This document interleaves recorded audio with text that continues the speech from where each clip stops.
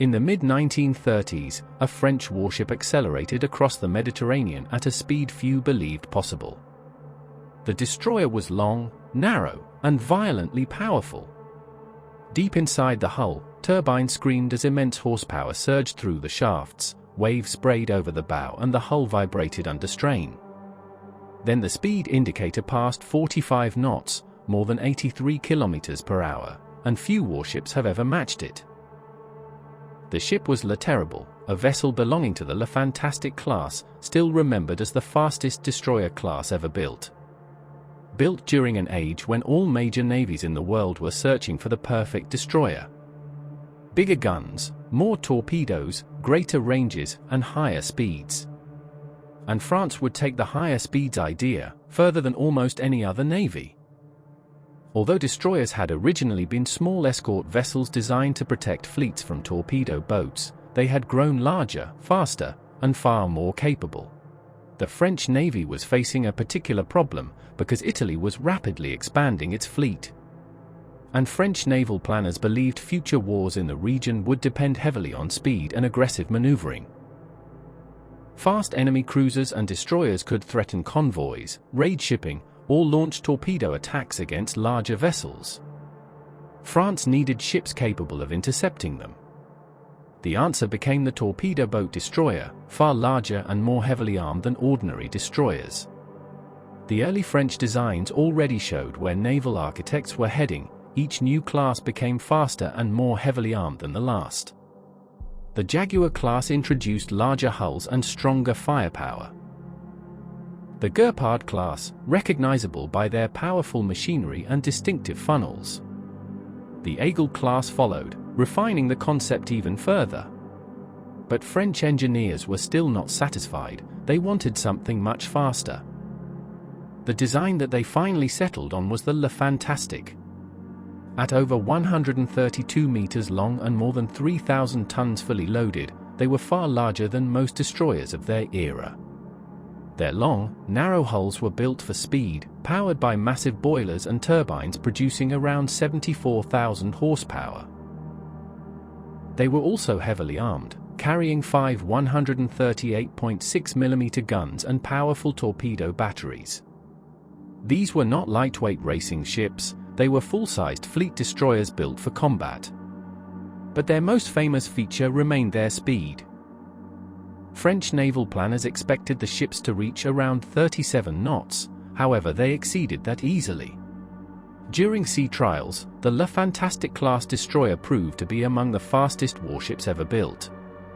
Under ideal conditions, the destroyers reportedly reached nearly 45 knots, a figure that became legendary. Even today, no conventionally powered fleet destroyer class has clearly surpassed it. Other ships have come close. The Soviet destroyer leader Tashkent approached similar speeds, while some Italian scout cruisers exceeded 43 knots. But the Le Fantasque class became the enduring symbol of extreme destroyer performance. And the achievement remains astonishing even now. But the speed came at a cost. The machinery demanded constant maintenance. Fuel consumption at high speed was enormous, and operating at maximum power placed tremendous strain on the hull and engines. When the ships entered service in the 1930s, they were among the most advanced destroyers in the world. When the Second World War began in 1939, the French Navy was one of the largest naval forces on Earth, and the Le Fantasque class quickly became important fleet units. Operating with the force to raid, the destroyers patrolled the Atlantic searching for German surface raiders threatening Allied shipping. But the war changed dramatically in 1940. France collapsed under the German invasion, creating one of the most complicated naval crises of the war. The powerful French fleet suddenly became a concern for both Britain and Germany. Britain feared modern French warships might eventually fall into German hands. The crisis reached its breaking point at Mers el-Kheba in July 1940. British warships confronted French vessels anchored in Algeria and demanded they either join the Allies, disarm, or sail to neutral ports. When negotiations failed, the British opened fire. The attack shocked sailors on both sides and deeply damaged relations between Britain and the French Navy. The Fantasque-class survived this dangerous period largely intact. Then, in November 1942, Germany moved to occupy Vichy, France following the Allied landings in North Africa. French naval commanders feared the Germans would seize the fleet anchored at Toulon. Rather than surrender their ships, French crews carried out one of the largest scuttling operations in naval history. Warships throughout the harbor were deliberately destroyed by their own crews. Several ships of the Fantasque-class escaped destruction or were later salvaged and repaired, allowing them to return to service. By this stage of the war, surviving French warships increasingly joined Allied operations. The Fantasque-class destroyers underwent modernization, particularly in the United States. Radar systems were installed, anti-aircraft weapons strengthened, and the ships returned to combat in a naval war very different from the one they had originally been designed for. Yet the French destroyers still proved valuable. Their speed allowed them to conduct escort missions, offensive patrols, and rapid transport operations across the Mediterranean. But wartime service also revealed the realities of operating such extreme ships. The famous trial speeds were difficult to sustain under combat conditions. Additional wartime equipment increased displacement, fuel limitations restricted prolonged high-speed operations, and the complex machinery demanded constant attention from engineering crews. The Fantasque-class remained extraordinarily fast. But war revealed the difference between record-breaking trials and everyday service.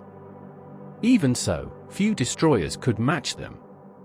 Modern warships eventually prioritized missiles, electronics, endurance, and fuel efficiency over outright speed. The age of the high-speed gun and torpedo destroyer slowly faded. But the Fantasque-class remained legendary because they represented the absolute peak of that era. Fast, aggressive, beautiful, and astonishingly powerful for their size. Even today, naval enthusiasts still debate whether any destroyer class has truly surpassed them. Some modern vessels can briefly exceed 40 knots, while experimental craft and hydrofoils have gone even faster. But among major conventionally powered fleet destroyers, the Fantasque-class still occupies a legendary place in naval history.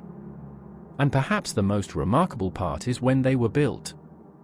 These ships emerged during the early 1930s, before digital computers, advanced metallurgy, or modern propulsion systems.